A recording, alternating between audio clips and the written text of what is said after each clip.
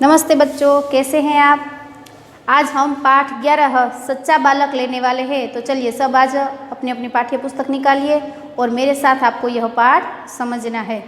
तो यह पाठ है हमें सच्चाई के महत्व के बारे में दिया गया है कि हमें हमेशा अपने जीवन में क्या करना चाहिए, सच बोलना चाहिए। यदि हम कुछ भी झूठ बोलते हैं तो यही झूठ है, इसे छुपाने के लिए हमें कितने झूठ और बोलने पड़ते हैं। यदि हमने सच्ची बात बोली है तो हमें कोई भी बात है वो याद रखनी पड़ती नहीं है। तो चलिए बच्चों, आज हम अपना पाठ है सच्चा बालक वह समझेंगे। एक समय की बात है, एक लंबा काफिला बगदाद की ओर जा रहा था। एक समय की, बहुत पहले की बात है, जब हमारे अब तो हम क्या कहते हैं, एक जगह से दूसरी जगह जाना हो तो ऑटो ले लेते हैं, बस में चले जाते हैं, प्लेन है, ट्रेन है।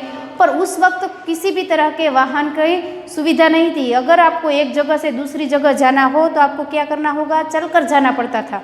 और चलकर जाने में भी बड़ा खतरा रहता था क्योंकि उस वक्त डाकू थे, तो अकेले जाना बड़ा ही मुश्किल होता था। इसलिए सब लोग क्या करते थे, 15-20 लोग साथ में चलते थे। जब भी सबको काम हो तब एक साथ 15-20 लोग साथ में जाते थे, जिससे डाकुओं का डर भी कम रहे और एक जगह से दूसरी जगह पहुंचने में कई रातें होती थी, तो उन रातों को रहने के लिए भी सुविधा रहती थी। इसलिए सब लोग क्या करते थे, साथ में निकलते थे। तो एक समय की बात है, एक लंबा काफिला, लंबा ये काफिला यानी कि बहुत सारे लोगों के, जो बहुत सारे लोग हैं वह बगदाद की ओर जा रहे। આપણે જે ગુજરાતીમાં જેને કહેવાય ટોળું, तो बहुत लोगों का बहुत बड़ा झुंड था, काफिला था, वह बगदाद की ओर जा रहा था। रास्ते में उस पर डाकू टूट पड़े और लूटमार करने लगे। मैंने आपको अभी भी बताया ना कि उस वक्त कोई सुविधा ऐसी नहीं थी और डाकुओं का भी डर था।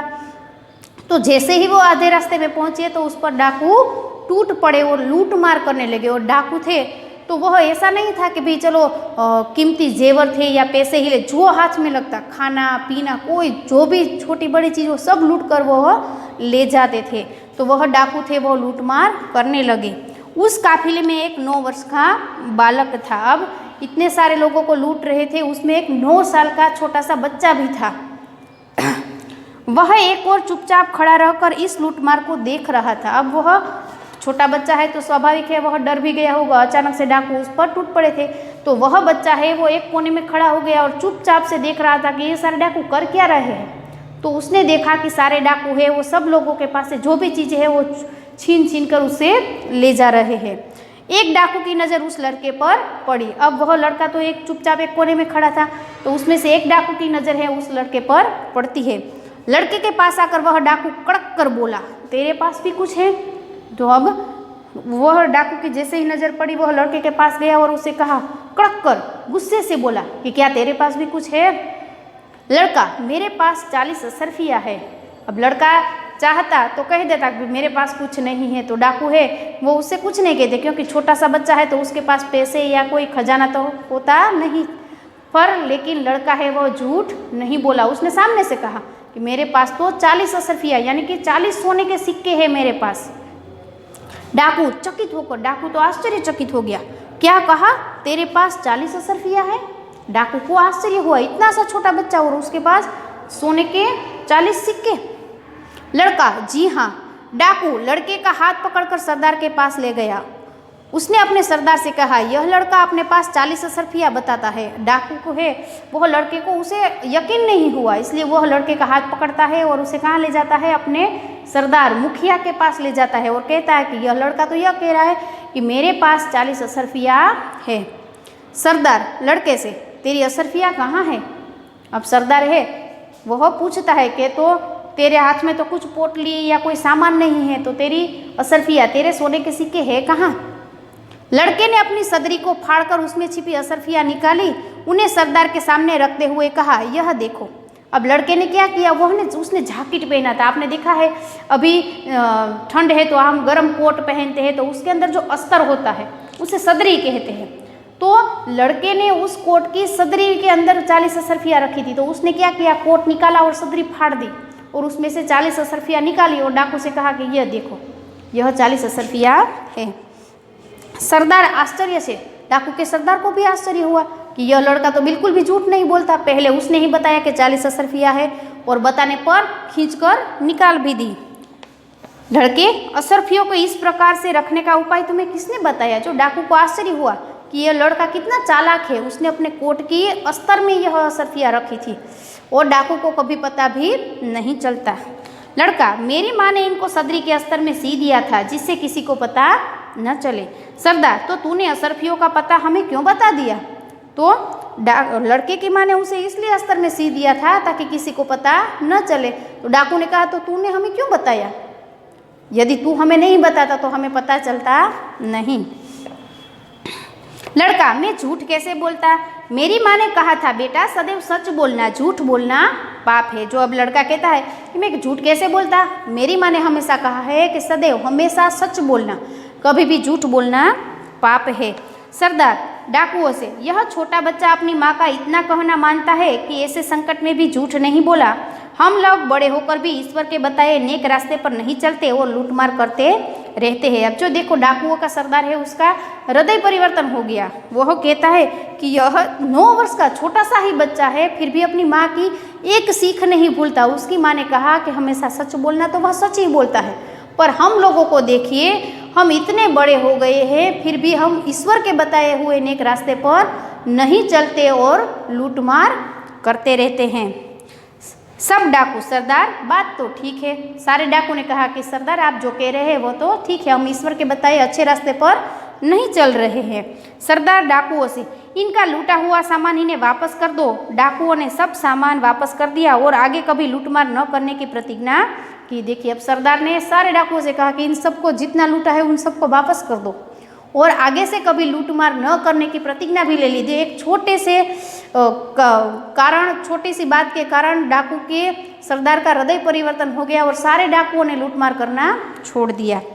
सच बोलने वाले इस बालक का नाम अब्दुल कादिर था। अब 9 वर्ष का जो छोटा सा बालक था उसका नाम क्या था? अब्दुल कादिर था।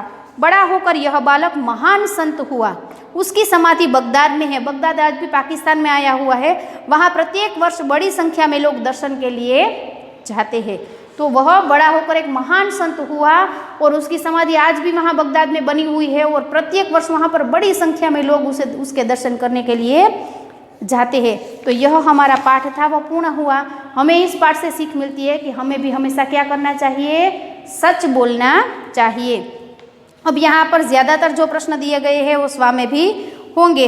अब यहाँ पर देखिए हिंदी दैनिक पत्र, इसमें कुछ समाचार छपे हैं जिसे हम पढ़ लेते हैं। वडोदरा उत्सव प्रिय नगरी। वडोदरा में गणेश उत्सव के कुछ ही दिन शेष होने से शहर के छोटे मोटे युवक मंडलों द्वारा गणेश जी की प्रतिमा स्थापित करने के लिए तैयारियां शुरू कर दी गई है। अब वडोदरा उत्सव प्रिय, वह त्यौहार प्रिय नगरी है। तो गणेश उत्सव के कुछ ही दिन बाकी रहे। हम आपको पता होगा जब गणपति उत्सव होता है तो हम भी छोटे बड़े बहुत सारी मूर्तियाँ गणपति की ले आते हैं। तो उसके गणेश उत्सव को तैयारी में कुछ ही दिन, उस गणेश उत्सव में थोड़े ही दिन बचे थे। तो छोटे बड़े मंडल वाले थे, वह सब लोग क्या कर रहे थे? गणपति की अलग अलग तरह की प्रतिमाएं बनाने लगे थे। ऐसे समय पर्यावरण तथा पीओपी के प्रतिबंध को ध्यान में रखकर शहर के राजमहल रोड स्थित ताड़फड़िया सार्वजनिक युवक मंडल ने इस बार पहली बार गणपति जी की मिट्टी की प्रतिमा स्थापित करने का निर्णय किया। तो हम क्या करते हैं, जब भी हम मूर्ति बनाते हैं गणपति की या ले आते हैं, वो प्लास्टर ऑफ पेरिस पीओपी से बनी होती है और उसे जब हम विसर्जित पानी में करने जाते हैं तो उस पानी में वह जैसे ही वह मूर्ति अंदर जाती है, वहाँ के सारे जीव जंतु मछलियाँ वह सब मर जाते हैं। वह पानी को और जमीन को भी नुकसान करता है। इसलिए पहली बार ताड़फलिया सार्वजनिक युवक मंडल ने निश्चय किया कि इस बार हम गणपति की मिट्टी की प्रतिमा बनाएंगे। मिट्टी यानी कि माटी से बनी हुई प्रतिमा बनाएंगे, जिसे पानी में भी डालो तो वह सीधी गल जाती है। ताड़फलिया युवक मंडल द्वारा प्रथम बार 22 फुट ऊंची तथा 800 किलो वजन की विशालकाय गणेश जी की प्रतिमा बनाने का बीड़ा उठाया गया। प्रतिमा के निर्माण के लिए कोलकाता से विशेष मूर्तिकार तपन मंडल के कलाकारों को बुलाया गया है। जो कि अब ताड़फड़िया के युवक मंडल है, प्रथम बार 22 फुट ऊंची यानी कि 2 मंजिला इमारत जितनी और 800 किलो वजन की सबसे बड़ी गणपति की प्रतिमा स्थापित करने की बीड़ा उठाया और उसे बनाने के लिए कोलकाता से विशेष मूर्तिकार तपन मंडल के कलाकारों को बुलाया गया। यह कलाकार पिछले 1.5 माह से शहर का मेहमान बना है तथा शास्त्रोक्त विधि के अनुसार वह गणेश जी की मिट्टी की प्रतिमा को अंतिम रूप दे रहा है। तो हमें भी यह बात ध्यान में रखनी चाहिए कि हमें भी जब भी हम मूर्ति ले तब कैसी मूर्ति लेनी चाहिए, पीओपी से बनी हुई नहीं, पर हमेशा माटी की प्रतिमा ही हमें अपने घर लानी चाहिए। अब यहाँ पर हमें कुछ प्रश्न दिए गए हैं पीछे के गणपति हिंदी दैनिक पत्र के आधार पर कुछ प्रश्न हैं। अखबार में छपा समाचार कब प्रसिद्ध हुआ था? देखिए यहाँ पर तारीख दी गई है, अहमदाबाद रविवार 28 अगस्त 2011 को यह समाचार प्रसिद्ध हुआ था। समाचार की हेडलाइन पढ़िए। समाचार की हेडलाइन क्या है? वडोदरा में पहली बार गणेश जी की मिट्टी की प्रतिमा स्थापित की गई। समाचार किसके बारे में है? समाचार किसके बारे में है? तो कि समाचार गणपति की मिट्टी की प्रतिमा के बारे में है। समाचार पत्र के संदर्भ में कोई 4 प्रश्न बनाकर उत्तर लिखिए, वह आपको बनाने हैं। निम्नलिखित समानार्थी शब्दों के समानार्थी शब्द ढूंढिए, वह भी आपको करने हैं। अब यहाँ पर देखिए स्वाध्याय का प्रश्न दूसरा है, वह है सही जोड़े मिलाइए और वाक्य प्रयोग कीजिए। तो यहाँ पर है पहला कड़क कर बोलना, तो हमें यहाँ से ढूंढना है, वह है चौथा कठोरता से बोलना। तो उसका वाक्य प्रयोग होगा, मेरा बड़ा भाई मुझसे हमेशा कड़क कर बोलता है। फिर दूसरा है घुटने टेकना, तो पांचवा होगा हार मानना, मैं कभी दुश्मन के सामने घुटने नहीं टेकता। फिर है तीसरा नेक रास्ते पर चलना, सही रास्ते पर चलना, मैं हमेशा नेक रास्ते पर चलता हूँ। फिर चौथा है आँखों का तारा बहुत प्यारा, हर बच्चे अपनी माता पिता की आँखों के तारे होते हैं।